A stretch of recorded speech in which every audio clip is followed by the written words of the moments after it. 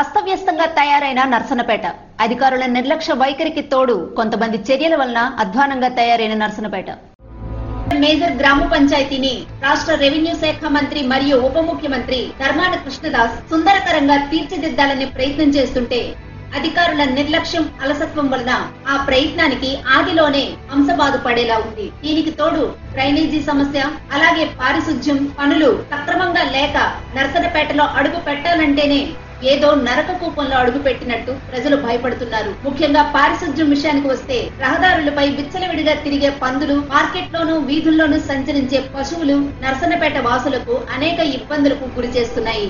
మార్కెట్లోకి అడుగు పెడితే చాలు విచ్చలవిడిగా సంచరించే పశువులు రహదారిపైకి వచ్చి అక్కడ తిష్ట వేసి ప్రజల రాకపోకలకు తీవ్ర ఆటంకం కలిగిస్తున్నాయి. దీనిపై పంచాయతీ అధికారులకు ఎన్నిసార్లు ఫిర్యాదులు చేసినా నోటీసులు ఇచ్చామని చెప్పి చేతులు దులుపుకుంటున్నారు.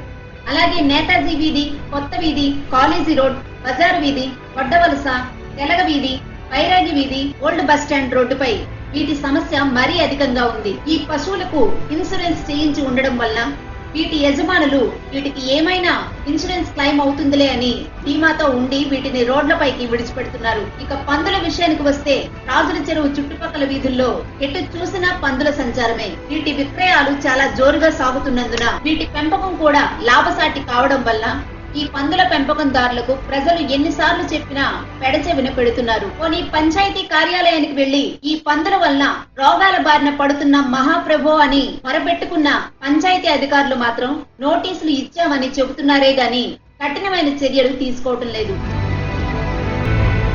అలాగే నర్సనపేటలో రియల్ ఎస్టేట్ జోన్ ఎక్కువగా ఉన్నందువల్ల స్థలాల్ని కొనేసి దాని యజమానులు ఆ సైట్స్ ను డెవలప్ చేయకుండా ఖాళీగా విడిచిపెట్టేస్తున్నారు. దీని వల్ల నీరు నిల్వ ఉండి దోమల బెడద అధికమవుతుంది. ఇది వర్షాకాలం కావడం వల్ల వర్షం పడడం వల్ల నీరు నిల్వ ఉండిపోతుంది. దీని వల్ల చుట్టుపక్కల ఉండే నివాసస్తులు ఇబ్బందులు పడుతున్నారు. అలాగే గత ప్రభుత్వం డ్రైనేజీ ప్రాజెక్టును కంప్లీట్ చేయకపోవడం వల్ల కూడా మార్కెట్ మొత్తం వర్షాకాలం వచ్చిందంటే చాలా చిత్తరువుగా మారుతుంది.